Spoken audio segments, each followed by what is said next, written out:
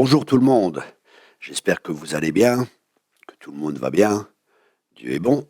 On continue avec nos vidéos, la manne fraîche, qui paraît chaque semaine et qui donne à chaque fois des messages courts et qui sont très instructifs pour nous. Et aujourd'hui, j'aimerais parler de quelque chose de particulier, ça s'appelle les fils d'Isaacar. Et nous pouvons avoir l'onction des fils d'Isaacar. Quelle était l'onction qu'ils avaient? L'onction des fils d'Isaacar, c'est qu'ils savaient reconnaître les temps. Et parce qu'ils savaient reconnaître les temps, ils savaient ce qu'Israël devait faire. Et pour nous, c'est pareil, nous vivons dans des temps particuliers. Et pour nous, il est important de reconnaître les temps, parce que reconnaître les temps va nous aider à savoir quoi faire. Et la question est, dans quel temps sommes-nous? La Bible est très claire, elle parle de la fin des temps. La fin des temps a commencé à partir de la Pentecôte, quand l'Église est née. C'est la fin des temps qui a commencé à ce moment-là déjà.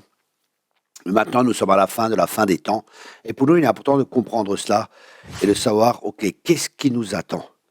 Qu'est-ce qui nous attend dans ce temps de la fin? La Bible dit très clairement qu'il y aura des fausses doctrines, que le mal m'a augmenté.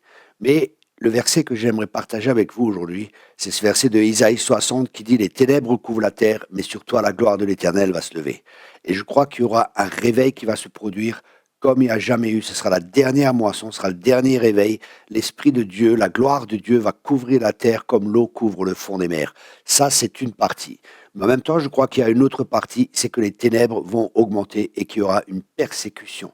Et c'est pour ça qu'il est important pour nous de préparer le peuple de Dieu en tant que ministère et en tant que personne aussi, de pouvoir se préparer personnellement. Se préparer pourquoi? Pour deux choses. Premièrement, pour le réveil qui va venir, c'est-à-dire savoir comment gérer les gens qui vont venir. Et le but, c'est de faire des disciples. Mais pour pouvoir faire des disciples, nous devons être un disciple nous-mêmes. Ça veut dire que la chose qui a à préparer, c'est nous-mêmes, être un disciple, parce que Dieu va préparer des vases d'honneur pour déverser sa gloire et faire des disciples. Et la deuxième chose, c'est se préparer aussi à la persécution. Donc il y a deux choses. La première chose pour le réveil qui vient, une préparation pour ce réveil, être porteur de la présence de Dieu, être sensible à l'Esprit de Dieu, et en même temps, comme la parole de Dieu le dit, il y aura une persécution, il y aura l'apostasie qui sera là, qui a d'ailleurs déjà commencé. Tout ça, c'est des signes de la fin des temps.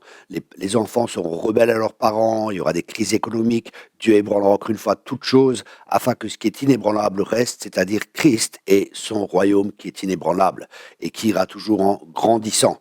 Parce que le but, c'est que Christ grandisse en nous et Christ grandisse au travers de nous, c'est-à-dire que son royaume avance. C'est pour ça que nous sommes là, pour faire avancer le royaume de Dieu. Donc il est important pour nous de comprendre ces deux choses, se préparer aussi à la persécution. Pourquoi? Parce qu'il y a des enseignements qui disent que tout ira mieux dans la fin des temps. Et ça peut amener une déception dans le cœur des gens. Et les gens vont être déçus, ils vont se dire, oui, mais on ne nous a pas parlé de ça, on nous a que parlé du réveil, on nous a que parlé que tout allait bien, et on se prépare pour ça, et ça c'est déjà très bien. Mais il y a l'autre côté où il y aura aussi une persécution. Et Jésus, justement, reprenait les pharisiens qui pensaient connaître la parole, mais Jésus a dit, vous ne savez pas reconnaître les temps, vous ne savez pas reconnaître les temps. Et pour nous, en tant que disciples de Jésus-Christ, en tant que fils de Dieu, il est important de reconnaître les temps dans lesquels nous sommes. La question est, comment pouvons-nous reconnaître les temps? C'est une très bonne question, merci de l'avoir posée. Les fils d'Isaacar, il est dit qu'ils étaient sous les tentes. Et être sous la tente, pour les Juifs, signifie étudier l'Écriture. Et les fils d'Isaacar étudiaient l'Écriture et savaient les temps dans lesquels nous étions à travers les révélations qu'ils recevaient de la parole de Dieu. Et pour nous, c'est pareil. Il est important d'étudier aussi l'Écriture, comme j'ai dit. La Bible dit, par exemple, dans 2 Timothée 4, que dans les derniers temps, il y aura des temps difficiles. L'Esprit dit expressément que dans les derniers temps, il y aura des temps difficiles, qu'il y aura des fausses doctrines, et ainsi de suite. Donc, nous pouvons, grâce à l'Écriture, grâce à la parole de Dieu, savoir les temps dans lesquels nous sommes. C'est pour ça qu'il est important de pas juste lire la parole de Dieu, mais de méditer la parole de Dieu afin d'en extraire les révélations qui y sont contenues pour que nous comprenions les temps dans lesquels nous sommes et que nous sachions, comme les fils d'Isaacar, ce que nous avons à faire. Je répète, il y a deux choses, le réveil et une persécution viendra. Je ne sais pas dans quel ordre cela se fera.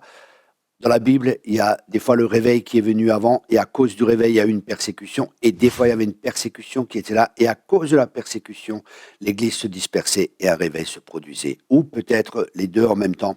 Là, j'ai pas de clarté du Seigneur, et je peux pas me prononcer sur cela, parce que sans révélation, un peuple est sans frein, et on ne sait pas où on va. Donc, c'est très important d'avoir des révélations de la parole de Dieu. Voilà, j'espère que cela vous a béni.